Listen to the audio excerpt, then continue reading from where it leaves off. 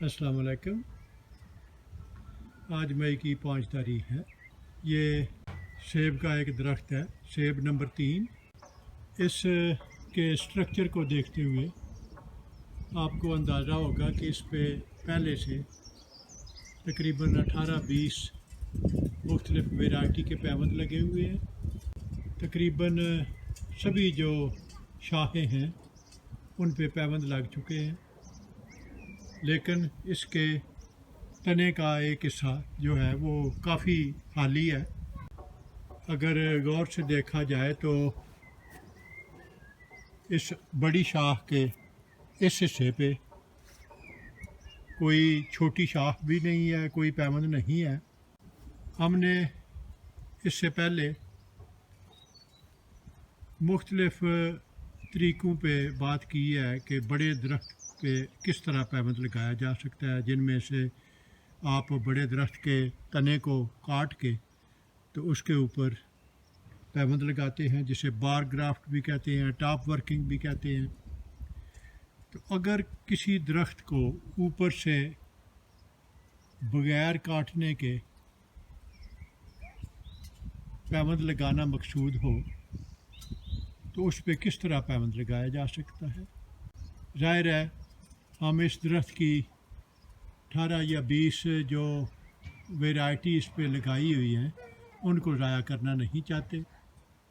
तो उसके लिए मैं आपको एक और तरीका बताऊंगा कि इसके तने पे किस तरह पैवंद लगाया जा सकता है, और जो खाली हिस्सा है जिस तरफ कोई शाख नहीं उस तरफ आप पैवंद लगा के तो दरख्त के खाली हिस्से को पुर भी कर सकते हैं, और उससे आप अपने मतलूबा नताइज भी हासिल कर लेंगे। तो आइए देखते हैं कि किस तरह ये पैवंद लगाया जा सकता है। ये एक वैरायटी में लाया हूँ। इस वैरायटी का नाम रेड पिपन है। तो सबसे पहले इस शाख की कटाई, इसके दोनों तरफ आपने कटाई करनी है।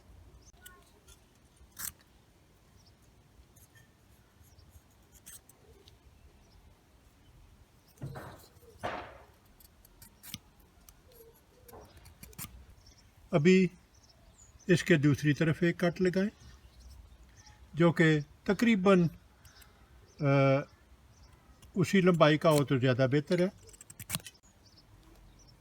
इसका आखिरी जो सिरा है उस पे इस तरह कटाई कर लें और इसे नोकदार बना लें। इस की चौड़ाई को ज़हन में रखते हुए हमने दरख्त पे 2 कट लगाने हैं।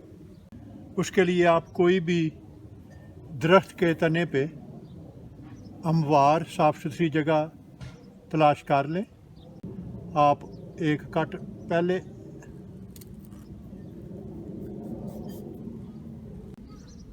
अभी इसके बिल्कुल मतवाजी दूसरा कट, और आखिर में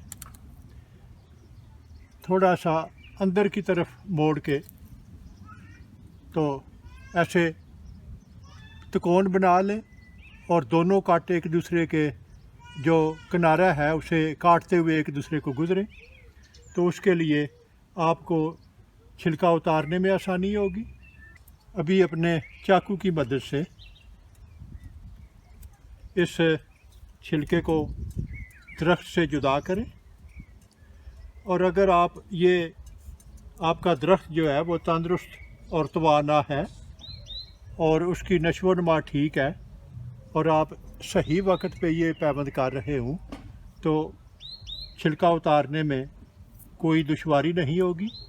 ये आप देखें, छिलका बिल्कुल दरख्त से जुदा हो गया है और दरख्त की लकड़ी जो है वो नज़र आ रही है। उस पर छिलके का कोई हिस्सा साथ चिमटा हुआ नहीं होना चाहिए। ये चीज़ ज़हन में रखें। अभी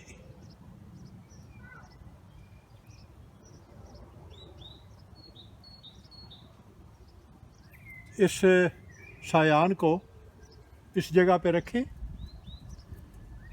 और नीचे दबाएं, और जहाँ पे सायान की कटाई शुरू होती है तकरीबन उसी बुलंदी तक ये छिलका जो है, बाकी का छिलका जो है उसे काट लें।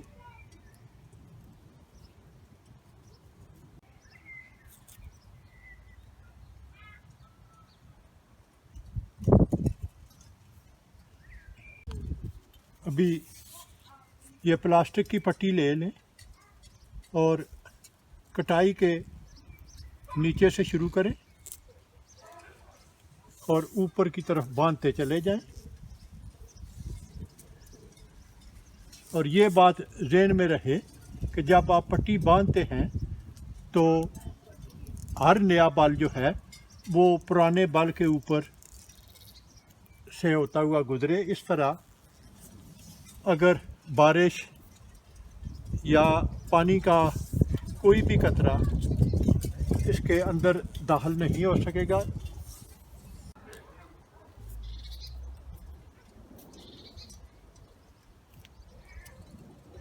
चूँकि दरख्त की मोटाई ज़्यादा है इसलिए मुझे एक से ज़्यादा प्लास्टिक की पट्टियाँ इस्तेमाल करनी पड़ेंगी।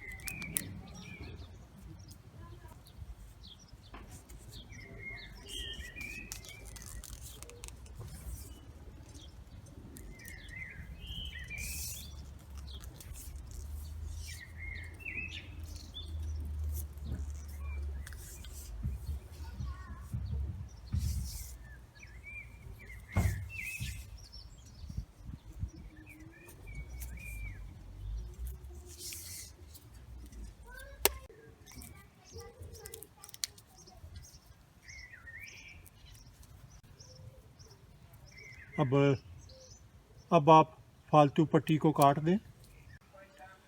अभी इस पैबंद को सील करने का मरहला, तो इसके लिए आप इसके चारों तरफ ब्रश के साथ और ख़ुसूसन जो बलाई जोड़ है उस पर ख़ास तवज्जो दें ताकि किसी जगह से पानी अंदर दाखिल ना हो।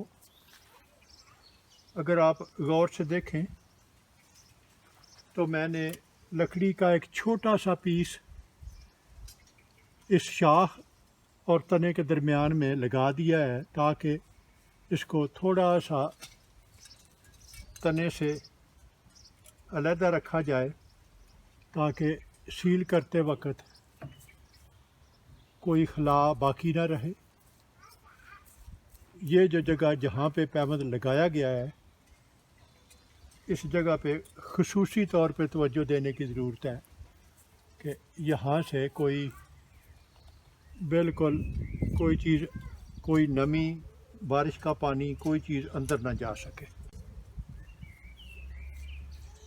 तो ये इसे सील करने का अमल मुकम्मल हो गया है और इंशाअल्लाह मैं जो भी इसका नतीजा हुआ उससे आपको आगाह कर दूंगा।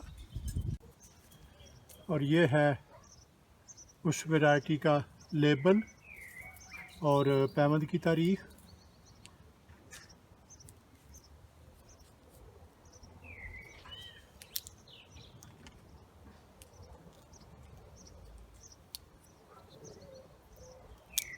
तो इसके साथ